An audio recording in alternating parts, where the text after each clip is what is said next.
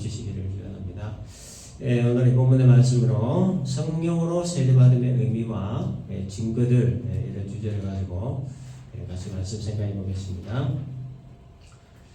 아볼로가 고린도 교회에서 목회를 하고 있을 동안에 바울의 행적에 대해 본문 1절 보니까 윗지방으로 다녀 에베소에 왔다라고 되어 있습니다. 여기에서 말하는 윗지방은 사도행전 18장 23절에 나오는 갈라디아와 부르기아 지방을 말합니다. 안디옥에서 2차 선교 여행을 마치고 잠시 쉬었다가 이제 3차 선교 여행을 시작하면서 갈라디아와 부르기아를 거쳐 이제 에베소에 도착을 하게 된 거죠. 에베소에 도착한 바울이 뭘 했냐면 1절을 보니까 어떤 제자들을 만났다고 했습니다. 이 어떤 제자들은 누구를 말하냐면 세례 요한으로부터 세례를 받은 제자들을 말합니다. 이 제자들에게 바울이 질문을 하나 던졌습니다. 너희가 믿을 때 성령을 받았느냐? 그랬더니 이 제자들은 아니라 우리는 성령이 계심도 듣지 못했다 이런 말을 했습니다. 그러면 너희가 무슨 세례를 받았느냐? 다시 물었더니 요한의 세례다라고 했습니다. 근데 여러분 세례 요한은 분명히 성령을 언급했습니다. 마태복음 3장 11절에서 세례 요한이 그는 성령과 불로 너희에게 세례를 베풀 것이다. 분명히 성령을 언급을 했고 또 제자들과 세례를 받으러 오는 사람들에게도 역시 이 부분을 가르쳤습니다. 근데 이 본문의 제자들은 왜 성령이 계심도 듣지 못했다라고 했던 것일까? 이들이 성령을 모른다라고 했던 말은 성령의 존재 자체를 모른다는 그런 말이 아닙니다. 이들이 모른다고 했던 그 성령은 예수께서 승천하신 후 마가의 다락방에 임하신 성령 강림의 역사를 모른다 그런 의미입니다. 스승 세례 요한으로부터 장차 오실 그리스도가 성령과 불로 세례를 베풀 것이라는 것을 배우긴 했지만 그러나 세례 요한의 사후에 일어난 예수의 십자가와 부활 그리고 오순절날 임하신 성령 강림에 대해서는 세례 요한 역시도 알지를 못했기 때문에 제자들이 가르칠 수 없었던 것이고 따라서 제자들은 오순절날 마가의 다락방에 임하신 성령 그 성령 강림의 역사를 알 수가 없었던 겁니다. 그런 의미로 우리는 성령이 계심도 듣지 못했다 이런 말을 한 거죠. 그래서 바울은 이 제자들에게 요한이 살아생전했던 중요한 말 하나를 인용해 주었습니다. 4절 보니까 요한이 회개의 세례를 베풀며 백성에게 말하되 내 뒤에 오시는 이를 믿으라 하였으니 이는 곧 예수라. 바울이 인용한 이 말씀은 세례 요한이 마태복음 3장 11절에서 했던 말인데 나는 너희로 회개하게 하기 위하여 물로 세례를 베풀 거니와 내 뒤에 오시는 이는 나보다 능력이 많으시니 나는 그의 신을 들기도 감당하지 못하겠노라. 그는 성령과 불로 너에게 세례를 베풀 것이요 라는 이 말이었습니다. 이 세례 요한의 이 말에서 중요한 포인트가 뭐냐면 세례 요한이 베푸는 그 세례와 장차 오실 예수님의 세례는 이 근본적으로 다르다는 거죠. 세례 요한은 세례를 베풀 때 물로 하지만 예수님은 성령과 불로 하신다는 겁니다. 전혀 다른 내용의 세례라고 하는 걸 말한 거예요. 그래서 이 세례 요한의 세례는 장차 오실 그리스도를 준비하는 자로서의 세례를 의미하기 때문에 따라서 이 세례 요한은 나는 그분의 신을 드는 것조차도 감당하지 못하는 존재다. 나는 단지 그분이 오셔서 그분의 역사를 이룬 일을 준비하는 자일 뿐이다. 이런 말을 했던 거예요. 결론적으로 세례 요한이 베풀었던 물 세례는 장차 오실 예수께서 베푸실 성령 세례와 불 세례의 모형에 불과한 세례다라는 거예요. 구약에서 어린 양을 잡아 그 피로 속죄 제사를 드릴 때 그 어린 양이 예수님을 상징하고 또 예수님을 모형하듯이 이 세례 요한의 물 세례는 그리스도의 성령과 불 세례의 모형이었고 또 상징이었다라는 거예요. 따라서 세례 요한이 베푼 이 세례는 그리스도를 믿음으로 받아들이고 성령을 받기 위한 준비 단계로서 마음의 변화와 근본적 삶의 전환을 위해 베푼 회개의 세례였다는 거예요. 그래서 세례 요한이 나는 너희로 회개하게 하기 위하여 물로 세례를 베푼다 이렇게 얘기를 한 겁니다. 자, 그러면 예수께서 베푸실 성령 세례와 불 세례는 뭐냐? 이게 여러분 굉장히 중요한 그 신학적 그 이슈입니다. 그래서 이 성령과 불세례의 신학적 이슈로 인해서 이 오순절 계통의 교회와 우리 장로국 계통의 교회가 팽팽한 그 신학적 논쟁을 일으키게 된 겁니다. 바울이 세례요한의 제자들에게 세례요한 사후에 있었던 예수의 십자가 죽음과 부활 그리고 성령 강림에 대해 설명을 해주고 세례요한이 가르쳤던 그분이 바로 예수 그리스도임을 가르쳐 주었을 때 제자들의 그 어떤 반응이 보였냐면 9절 보니까 그들이 듣고 주 예수의 이름으로 세례를 받았다라고 기록합니다. 그런데 세례를 베풀기 위해 바울이 이들에게 안수를 했을 때 어떤 일이 벌어졌냐 하면 6절에 성령이 그들에게 임하심으로 그 다음이 중요합니다. 방언도 하고 예언도 했다 이렇게 기록합니다. 바로 이 구절이 오순절 계통의 교회가 이 성령 세례와 불세례를 강력하게 주장하는 근거가 되는 말씀인 거예요. 그래서 이 오순절 계통의 교회들은 여러분 다 우리가 알다시피 방언 그리고 은사 이걸 굉장히 중요하게 여깁니다. 그래서 방언과 은사가 성령 세례 받았음을 확정하는 강력한 어떤 증거로 믿기 때문입니다. 뜨겁지도 않고 차갑지도 않은 미지근한 신앙생활을 하던 어떤 성도가 부흥회나 아니면 기도원 같은 데 가서 기도하다가 갑자기 막 몸이 뜨거워지고 그러면서 막 방언이 터지고 뭐 어떤 희귀한 은사가 나타나고 그러면 성령 세례 받았다, 불세례 받았다 그렇게 얘기합니다. 이런 일들이 실제로 많이 일어나긴 해요. 저도 청년 시절에 가끔씩 경기도에 있는 큰 그 금식기도원에 가서 이렇게 기도하고 그렇게 했었는데 그 기도원이 오순절 계통의 기도원이라 그런지 기도할 때 보면 거의 대부분 다 방언으로 기도를 합니다. 심지어 그 강사 목사님조차도 말씀 끝나고 그 인도하실 때 막 방언으로 막 기도를 하시면서 기도를 하셨어요. 그래서 저도 이거 방언으로 기도 안 하면 안 되는가 그런 어떤 그 분위기에 휩싸여가지고 도대체 무슨 말인지도 모른 채 옆에 하는 따라서 하고 그렇게 하기도 해봤습니다. 그래서 이 방언이 터지고 어떤 은사가 나타나면 믿음의 어떤 확신도 생기고 또 사람이 담대해지고 그래서 교회 봉사도 열심히 하고 충성하고 그래서 자신감도 생기고 사람들로부터 인정도 받고 합니다. 이런 현상들을 보고 이 오순절 계통의 교회에서는 성령 세례 받았다 이렇게 말을 한다는 거예요. 특히 성령 세례의 가장 큰 특징인 방언을 해야만 성령 세례를 받았다는 아주 인정을 해주는 거예요.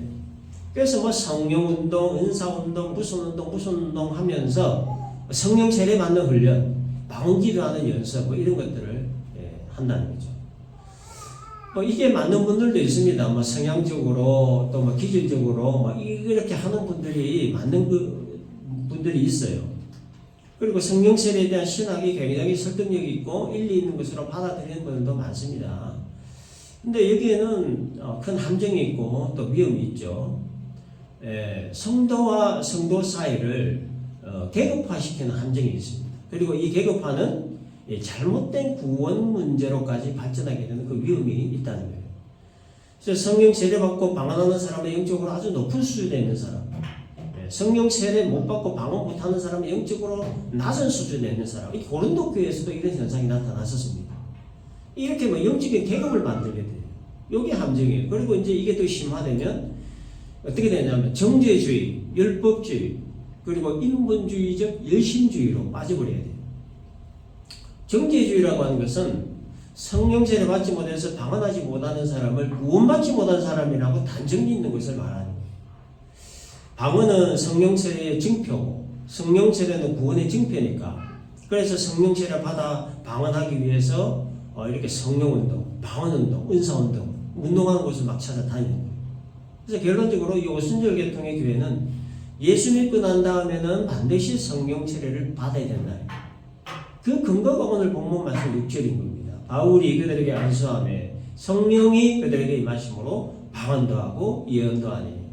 봐라, 바울이 안수하니까 성령이 임하시지 않냐. 성령이 임하시니까 방언도 하고 은사도 나타나고 예언도 하고 귀신도 쫓아내고 그러지 않느냐. 따라서 예수 믿고 난 다음에는 반드시 성령 세례 받아야 된다. 이렇게 주장을 하게 된 겁니다. 그래서 이 본문만 이 구절만 딱 떼서 보면 굉장히 일리 있고 설득력 있고 맞는 말씀처럼 보입니다. 그런데 여러분 성경은 단편적으로 봐서는 안 되죠. 나무 한 걸 한 걸음 봐서는 안 되죠. 전체적으로 봐야 됩니다. 앞뒤 문맥의 흐름도 봐야 되고 상황도 봐야 되고 전체 숲을 봐야 되는 거죠. 그래서 어느 특정 한 구절만 보고 그것이 성경 전체에서 말하는 것으로 생각하면 성경 해석에 오류가 생기게 됩니다. 그래서 이 본문 6절에 나타난 현상, 바울이 안수함에 성령이 그들에게 임하심으로 방언도 하고 예언도 하는 이 현상은 요한의 세례만 알고 있던 이방 땅에도 이제는 구원의 역사가 시작되었다라고 하는 것을 알리는 성령 강림의 일시적인 신호가 방언과 예언이라고 하는 현상으로 나타난 것뿐이다라고 하는 일시적인 신호라는 거예요.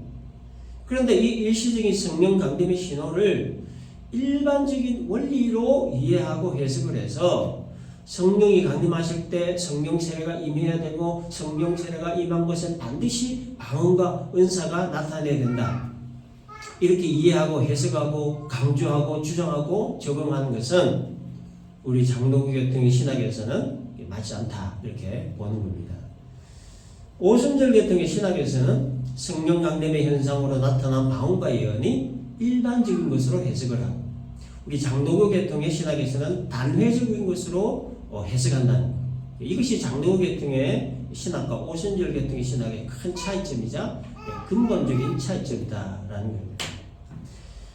장로교 계통의 신학에서는 그러면 왜 이런 현상을 단회적이라고 하느냐? 바울이 제자들에게 질문한 내용을 통해서 우리가 알 수가 있는데요. 바울이 제자들에게 너희가 믿을 때에 성령을 받았느냐라고 하는 이 질문은 예수 믿는다고 고백했던 바로 그 순간 성령을 받았느냐, 성령이 임하심을 느꼈느냐 이런 의미의 질문이에요. 따라서 이 성령 세례라고 하는 것은 예수 믿고 난 다음에 그 이후에 받는 것이 아니고 예수를 구주로 고백하고 영접하는 바로 그 순간 성령이 임하신다는 거예요. 이게 바로 성령 세례라는 거예요. 따라서 성령 세례는 일생에 단 한 번 받는 거예요. 단회적이라고 하는 거예요. 예수 믿습니다 고백하고 예수 영접하는 것은 일생에 단 한 번만 있는 일이라는 거예요. 예수님을 자신의 구주라고 믿고 영접하고 고백하는 것은 뭐 매일 한 번씩, 일주일에 한 번씩, 한 달에 한 번씩, 1년에 한 번씩 할 필요는 없다는 거죠. 일생에 단 한 번만 하면 된다는 거예요. 그래서 이 구원의 징표인 세례를 일생 동안 한 번만 하면 되는 겁니다. 예수를 자신의 구주로 믿고 영접하는 바로 그 순간 성령께서 내 속에 임하시기 때문이에요. 내 속에 임하신 그 성령은 어떤 특징을 갖고 계시느냐? 영원토록 나와 함께 하신다라고 하십니다. 요한복음 14장 16절 내가 아버지께 구하겠으니 그가 또 다른 보혜사를 너희에게 주사 영원토록 너희와 함께 있게 하리니. 예수 영접한 사람에게 임하신 성령은 영원히 우리와 함께 하신다는 거예요. 떠나지 않으신다는 거예요. 우리의 잘잘못, 우리의 어떤 행위로 인해서 뭐 좀 잘못하면 계시고 뭐 좀 잘못하면 떠나시고 그러시는 분이 아니시라는 거예요. 성령이 나와 함께 하시면서 하시는 일이 뭐냐? 하나님이 나의 아버지시고 예수님이 나의 구원자시며 내가 하나님의 자녀라는 것을 증언해 주시고 보증하시는 일을 하십니다. 증언하시고 보증하시는 일. 그리고 성령 로마서 8장 26절을 보니까 이와 같이 성령도 우리의 연약함을 도우시나니 우리는 마땅히 기도할 바를 알지 못하나 오직 성령이 말할 수 없는 탄식으로 우리를 위하여 친히 간구하신다라고 했습니다. 성령은 우리의 연약함을 도우신다고 합니다. 죄성으로 인해 넘어지고 또 넘어지도 우리의 연약함을 도와주신다는 거죠. 비록 예수 믿고 거듭난 하나님의 사람이 되었지만 그럼에도 여전히 내 속에 남아있는 죄성으로 인해 죄를 짓고 또 짓는 그런 연약함, 그 회개한 죄를 또 지을 수밖에 없는 그 연약함을 성령께서 도와주신다는 거예요. 또 성령이 하신 일은 성부 하나님과 우리 사이에 중보자가 되셔서 올바른 기도를 할 수 있도록 가르쳐 주시고 잘못된 기도를 할 때 교정시켜 주시고 우리 대신 성부 하나님께 친히 강구해 주시는 중보자 역할을 하신다는 거예요. 이것이 바로 성령 세례, 즉 성령으로 세례를 받았다는 가장 중요한 증거가 된다는 거예요. 증언하시고 보증하시고 연약함을 도우시고 그리고 중보자로서 역할을 하시는 분이 성령이시고 그 성령은 예수를 영접하는 바로 그 순간 내 안에 들어오셔서 영원히 나와 함께 하신다는 거예요. 따라서 누군가 우리에게 당신 성령 세례 받았습니까? 라고 물으면 네 받았습니다 이렇게 말하면 되는 거예요.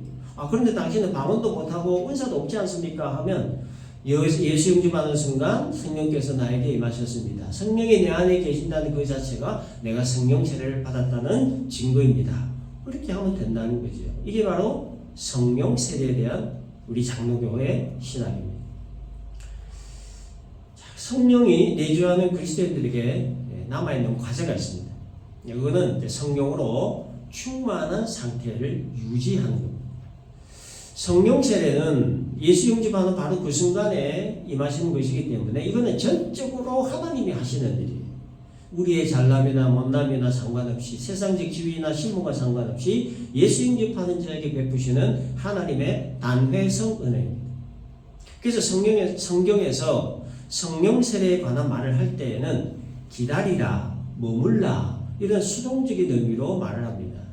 누가복음 24장 49절에 내가 내 아버지께서 약속하신 것을 너희에게 보내리니 너희는 위로부터 능력으로 입혀질 때까지 이 성에 머물라. 사도행전 1장 4절 그들에게 분부하여 이르시되 예루살렘을 떠나지 말고 아버지께서 약속하신 것을 기다리라. 아버지 약속하신 것 성령이 임하실 때까지 이 성에 머물라 기다리라 하신 거죠. 그래서 약속하신 성령을 기다리며 기도하고 있던 마가의 다락방에 성령이 강림을 하신 겁니다. 성령을 보내주시는 주체가 하나님이시고 성령으로 세례를 주시는 일을 하는 주체가 하나님이시기 때문에 기다려야 된다. 수동적이라는 거예요. 성령으로 충만하게 되는 것 역시도 충만하게 하시는 주체는 하나님이시지만 여기에는 우리가 할 일이 있어요. 그래서 성경에서 성령 충만에 관한 말을 할 때는 구하라, 찾으라, 두드리라와 같은 능동적이고 적극적인 의미로 말을 합니다. 누가복음 11장 13절에 너희가 악할지라도 좋은 것을 자식에게 줄 줄 알거든 하물며 너희 하나님 아버지께서 구하는 자에게 성령을 주시지 않겠느냐 하신 거예요. 구하는 자에게 성령 주신다는 말이죠. 따라서 성령으로 충만하게 되는 것은 하나님께 구하는 능동성이 있어야 된다는 겁니다. 성령 세례는 기다려야 되는 것, 수동적 의미고 성령 충만은 구해야 되는 것, 능동적인 의미를 말하는 거예요. 이것이 바로 성령 세례와 성령 충만의 차이점입니다. 그리고 이 성령 충만에 대해 성경은 매우 짧고 단호하게 그리고 명령형으로 말씀하십니다. 에베소 5장 18절 보면 술 취하지 말라 이는 방탕한 것이니 오직 성령으로 충만함을 받으라. 성령으로 충만함을 받기 위해 기다리라 하지 않고 성령으로 충만함을 받으라 라고 하십니다. 성경은 이 성령으로 충만할 것을 말씀하면서 왜 하필이면 술과 비교를 하느냐 하는 거예요. 이 술과 성령 충만 사이에 어떤 관계가 있기에 이 둘을 비교해 놓은 것일까 하는 겁니다. 자, 이거를 알려면 술 취한다는 의미부터 우리가 먼저 알아야 됩니다. 우리는 흔히 이 술이 취한다라고 하는 개념을 이제 술이 몸속으로 들어가는 그 술의 양에 의해 취한다 이렇게 우리가 보통 알고 있습니다. 그래서 뭐 술이 센 사람들은 뭐 소주 한 3병, 한 5병 먹어 야 취하는 사람이 있고 또 술이 약한 사람은 뭐 소주 한 반병 정도 뭐 한 잔 정도 마셔도 취하는 사람이 있습니다. 이렇게 술이 취한다는 개념을 뭐 술의 양 때문으로 우리가 알고 있습니다. 근데 술이 취한다는 것은 술의 양 때문이 아니라 술에 들어있는 알코올이라고 하는 화학성분 때문에 취하는 겁니다. 이 알코올이 몸속에 들어가서 사람의 가장 중요한 신경조직기관인 중추신경을 마비시키는 거예요. 중추신경이라고 하는 것은 사람의 몸을 컨트롤하는 타워입니다. 컨트롤 타워예요. 살이 분비를 하게 해주고 밸런스를 잡아주는 역할을 하는 겁니다. 그런데 이 중추신경 중에 한 가닥이라도 잘못되면은 눈 하나 깜빡거릴 수 없게 되는 거죠. 근데 이 술이 이제 몸속에 들어가면 술에 들어있는 알코올이라고 하는 화학성분이 중추신경을 제압해버립니다. 중추신경이 제압당해버리니까 밸런스가 깨져버려요. 그러니까 비틀거리게 되는 것이고 막 길바닥에 넘어지고 자빠지게 되는 거고 또 이 중추신경이 제압당했으니까 살이 분별이 안 되니까 개가 되기도 하고 그렇게 되는 겁니다. 그러니까 알코올이 중추신경을 마비시키고 제압해버려서 그런 겁니다. 이 상태가 술 취한 상태라는 거예요. 그래서 이 술의 가장 중요한 속성이 뭐냐면 제압하고 지배한다는 겁니다. 사리 분배를 해주는 중추신경을 제압하고 지배해버리는 것. 이게 술의 가장 큰 특징입니다. 성경이 성령 충만을 말하면서 왜 술과 비교를 하느냐? 이 술과 성령의 공통된 속성 때문입니다. 어떤 속성입니까? 제압하고 지배한다는 거예요. 이 속성이라는 거예요. 예수 영접하는 순간 성령께서 내 안에 들어오시고, 그래서 이 성령이 내주하는 사람은 그때부터 성령의 제압을 받고 성령의 지배를 받기 시작합니다. 지금까지는 내가 내 인생의 주인이 되어서 내 생각, 내 뜻, 내 의지, 내 방법, 내 계획, 내 목적, 내 목표를 위해 살았지만, 그러나 성령으로 세례를 받는 순간부터 성령께 제압당하고 지배를 받기 때문에 내 인생은 더 이상 내가 주인이 아니라 예수가 내 주인이 되는 거예요. 그래서 주인이신 예수의 뜻과 목적과 목표를 위해 살아가게 되는 거예요. 이게 바로 성령의 제압을 받고 성령의 지배를 받는 사람의 모습이고, 이것이 바로 성령으로 세례를 받은 사람의 특징적인 모습이다라는 겁니다. 그러나 비록 성령의 제압을 받고 지배를 받아 예수를 내 주인으로 모시고 살아도 내 속에 여전히 남아있는 죄악된 본성이 시시때때로 나를 괴롭히죠. 바울의 그 탄식처럼 선을 행하기 원하지만 악이 함께 공존해 있는 내 모습, 속사람으로는 하나님의 법을 즐거워하지만 그러나 죄의 법이 나를 사로잡는 모습, 이런 탄식이 성령을 모시고 살아가는 사람들에게조차 여전히 남아있으면서 괴롭히는 거예요. 그렇기 때문에 우리의 평생 과제가 성령으로 충만함을 유지하는 일이다라고 말하는 겁니다. 성령의 충만함을 유지해야 성령의 제압과 지배를 지속적으로 받을 수 있기 때문이고, 성령의 제압과 지배를 지속적으로 받아야만 내 안에 있는 그 죄악된 본성을 누르고 이길 수 있기 때문입니다. 그렇다면 성령으로 충만한가 충만하지 않은가 여부를 알 수 있는 방법이 뭐냐는 거예요. 그래서 이 성령으로 충만한 그 증거에 대해서 에베소서 5장 19절에서 21절에서 네 가지로 말씀합니다. 먼저 그 말씀을 제가 한번 읽어보겠습니다. 시와 찬송과 신령한 노래들로 서로 화답하며 너희의 마음으로 주께 노래하며 찬송하며 범사에 우리 주 예수 그리스도의 이름으로 항상 아버지 하나님께 감사하며 그리스도를 경외함으로 피차 복종하라. 성령으로 충만한 증거 네 가지를 말씀하는데, 첫 번째는 시와 찬송과 신령한 노래들로 서로 화답하며 이렇게 얘기합니다. 여기서 중요한 말은 뭐냐면 서로 화답하라 하는 건데요. 이것은 어떤 의미가 있냐면 성도와 성도 간의 교제를 의미하는 말입니다.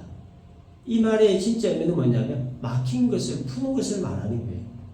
어떤 일로 인해서 성도와 성도 사이에 단절된 관계, 이 관계를 새롭게 여는 것을 말하는 겁니다. 성도와 성도 사이에 막혀있는 담을 무너뜨리고 얽히고 설킨 것들을 풀고 용서할 것은 용서하고 용납할 것은 용납하고, 그래서 서먹서먹한 그 관계 푸는 것을 의미하는 말이에요. 죄와 허물로 영원한 형벌을 받았어야만 했던 내가 예수의 십자가 보혈로 용서를 받았기 때문에 다른 사람의 나에 대한 잘못과 허물을 용서하고 용납하고 포용함으로 묶여있던 관계를 풀고 그리스도의 그 구속에 대해 한마음으로 찬양하는 것, 이것이 바로 서로 화답한다 라고 하는 말이 담긴 의미이고, 이것으로 성령의 충만한 증거를 삼을 수 있다.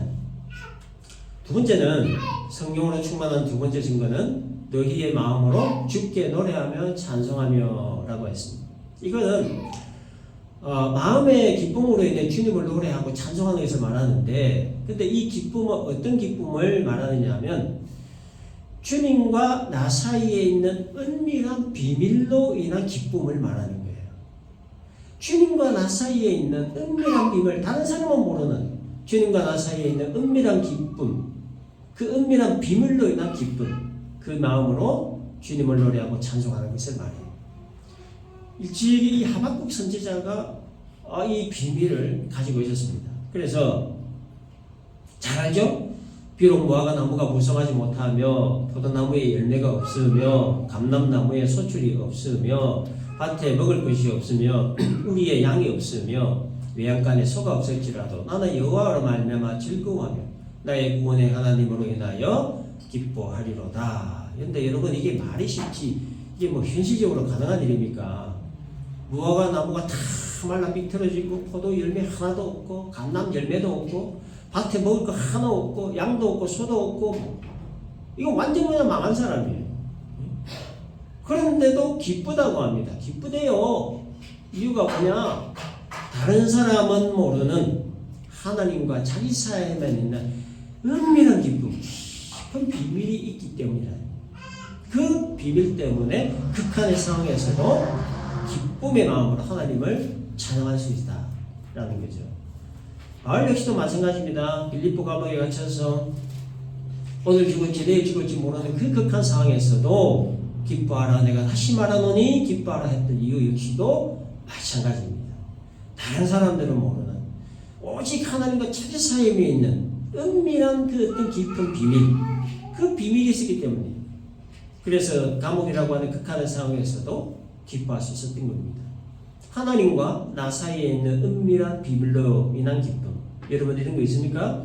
하나님과 나 사이에 있는 은밀한 비밀 있어야 돼요. 그래서 그 비밀로 인한 기쁨, 그 기쁨으로 하나님께 감사하고 찬송하는 것, 이것으로 성령으로 충만한 증거를 삼을 수 있다라는 겁니다. 세 번째, 성령으로 충만한 증거 세 번째는 범사에 우리 주 예수 그리스도의 이름으로 항상 아버지 하나님께 감사하며 라고 했습니다. 성령으로 충만하게 되면 나타나는 큰 특징 중에 하나가 뭐냐면 감사하게 돼요. 범사에 모든 일에 매사에 감사하게 됩니다.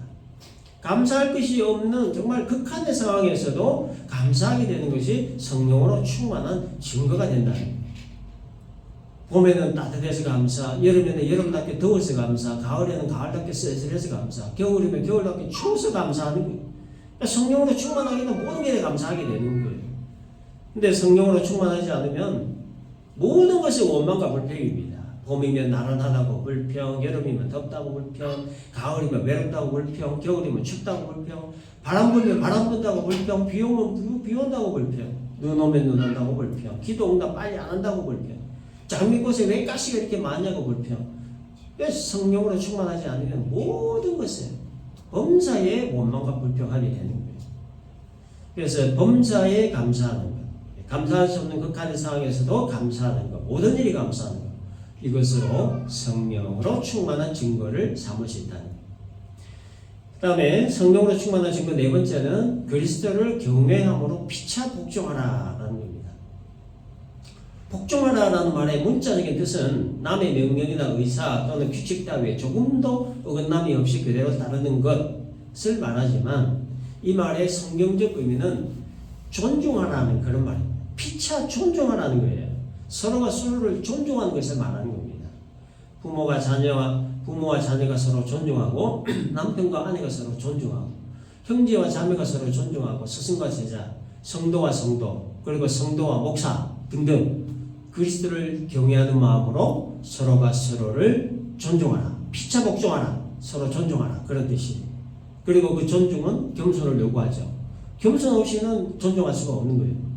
그래서 겸손한 마음으로 상대를 존중하는가, 이 역으로 성령으로 충만한 증거를 삼을 수 있다라는 겁니다. 말씀 정리합니다. 예수를 구주로 고백하고 영접하는 바로 그 순간 성령이 임하시는 것이 우리 장로교 신학에서 말하는 성령 세례다라고 하는 것. 따라서 성령 세례는 일생에 단 한 번 받는 것, 단회적이라고 하는 것. 성령 세례를 받은 자에게 남은 과제는 성령의 충만함을 유지하는 것. 성령으로 충만한 증거 네 가지. 첫째, 묶여있던 관계를 풀고 그리스도의 구속에 대해 한마음으로 찬양하는 것. 두 번째, 주님과 나만이 하는 은밀한 비밀로 인한 기쁨으로 주님을 노래하고 찬양하는 것. 세 번째, 감사할 수 없는 상황에서도 감사하는 것. 범사에 감사하는 것. 네 번째, 그리스도를 경외함으로 서로가 서로를 존중하는 것. 이 말씀 우리가 잘 기억을 하고 능동적인 신앙의 수고를 통해 성령의 충만한 상태를 우리가 잘 유지함으로 말미암아 우리들 내면에서부터 우리의 삶 속에까지 성령의 충만한 증거들이 많이 나타나는 복된 성도 우리 모두가 되시기를